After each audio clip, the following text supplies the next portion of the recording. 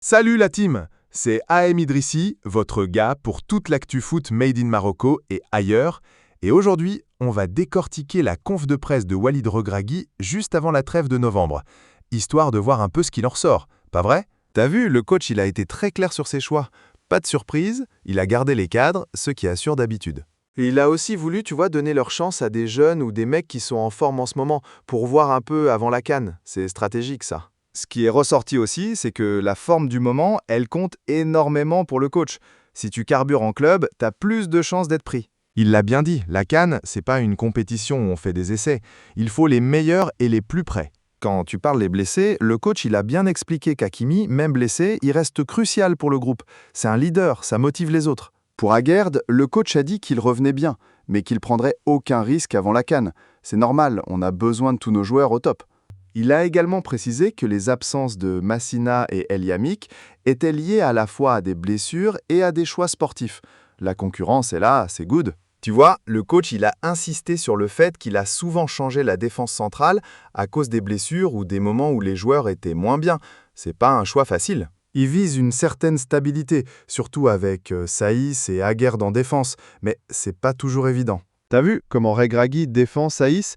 Il est vieux, mais il apporte tellement d'expérience et de leadership, c'est crucial pour une CAN.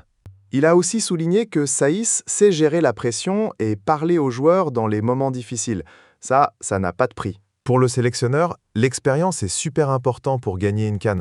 Tu peux pas te pointer avec un groupe de petits jeunes seulement. Au niveau tactique, Regragui a bien expliqué qu'il voulait garder cette identité solide et rapide en transition, mais qu'il fallait aussi progresser avec le ballon. Jouer à la maison, ça demande de maîtriser encore plus. Il l'a précisé, c'est une pression différente. L'équilibre entre l'attaque et la défense, c'est un chantier sur lequel il travaille depuis un moment. Il sent qu'il s'en rapproche. C'est bon signe. Franchement, il a avoué qu'il avait un mal de tête positif avec le milieu de terrain. Beaucoup d'options et des joueurs de qualité dans tous les sens. Amrabat, Ounahi, El Azouzi, tout le monde mérite sa place et ça, c'est top pour la concurrence. Celui qui bosse, y joue, c'est ça le message. Le coach n'a pas de trio fixe en tête, il préfère s'adapter à l'adversaire. Mais Amrabat, c'est son point d'équilibre, le métronome, tu vois. Déjà, il y a eu la question de la gestion du groupe.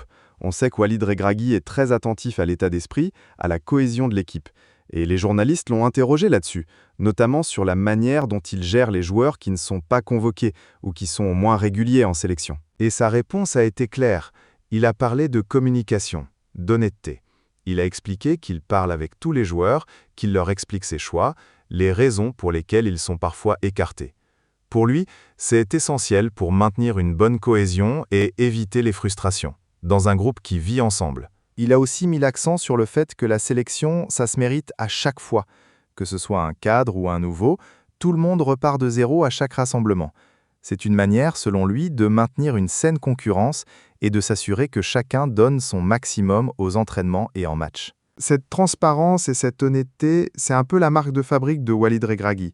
On l'avait déjà vu pendant la Coupe du Monde, où il a toujours été très direct et franc dans ses communications. Et ça a l'air de fonctionner avec le groupe. Un autre point qui a été abordé, c'est l'organisation de la CAN 2025 au Maroc. Forcément, ça crée une attente et une pression supplémentaires.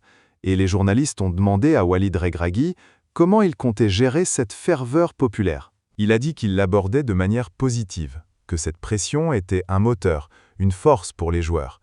Il a même dit qu'il voyait le public marocain comme son 12e homme, un atout indéniable pour aller loin dans la compétition. Ça montre bien qu'il est conscient de l'importance de cet événement pour tout le Maroc et qu'il veut utiliser cette énergie populaire de la meilleure des manières possibles. C'est une façon de transformer la pression en motivation, en détermination. On a également eu droit à une discussion sur l'objectif minimum pour la CAN 2025. Walid Regragui a botté en touche au début, en disant que l'objectif c'était d'aller le plus loin possible, mais il a quand même exprimé son ambition de gagner la compétition. Il a dit qu'on ne va pas se mentir, on est au Maroc, on a une bonne équipe, on a envie de gagner. Il respecte toutes les autres équipes, bien sûr, mais il veut que son groupe montre une ambition de champion. C'est normal, l'équipe nationale a franchi un cap avec la Coupe du Monde, et les attentes sont plus élevées maintenant. C'est une approche humaine qui change de ce qu'on a parfois l'habitude de voir dans le sport professionnel. Et je pense que c'est un des éléments clés de la réussite de cette équipe nationale.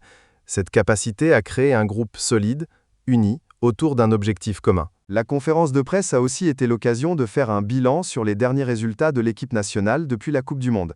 Et les chiffres sont plutôt impressionnants. 17 victoires, 1 match nul et seulement 4 défaites en 22 matchs. Des stats qui témoignent d'une certaine solidité et d'une progression régulière. Walid Regragui a salué cette performance, mais il a rappelé que ce n'était qu'une étape, que le plus dur était de rester au top de la performance. Il a insisté sur la nécessité de continuer à travailler, à se développer, à ne pas se reposer sur ses lauriers. Cette culture de l'exigence et du travail, c'est un message qu'il envoie à ses joueurs. Il leur dit que le succès n'est pas acquis, qu'il faut continuer à se battre, à progresser, pour rester au plus haut niveau. C'est un discours qui pousse à l'humilité et à la remise en question. Ce qui m'a aussi marqué, c'est la fierté qu'il ressent par rapport à l'état d'esprit de ses joueurs. Il a souligné leur engagement, leur respect du maillot, leur fierté de représenter le Maroc. Et pour lui, c'est plus important que les résultats sportifs, parce que ça crée une véritable fierté pour tout un peuple. Ce respect du maillot et du drapeau, c'est un message qui résonne dans le cœur des Marocains. Ça montre que les joueurs sont conscients de la responsabilité qu'ils portent quand ils représentent le Maroc. Et ça crée une connexion forte entre l'équipe et son public. La conférence de presse a aussi été l'occasion d'adresser un message aux supporters marocains. Walid Regragui a remercié le public pour son soutien indéfectible et leur a demandé de continuer à croire en cette équipe. Il a dit que cette équipe, ce n'était pas seulement les joueurs et le coach, mais que c'était tout le peuple marocain qui était derrière. Merci la team d'avoir suivi cette analyse de la conférence de presse de Walid Regragui. Si la vidéo t'a plu, lâche un like, partage-la avec tes potes footeux et surtout, abonne-toi à la chaîne pour ne rater aucune de nos prochaines vidéos sur les Lions de l'Atlas. Et n'oublie pas d'activer la cloche pour être au taquet sur toutes nos nouveautés. On se retrouve très vite pour de nouvelles analyses. D'ici là, vive le Maroc et vive le foot. Ciao!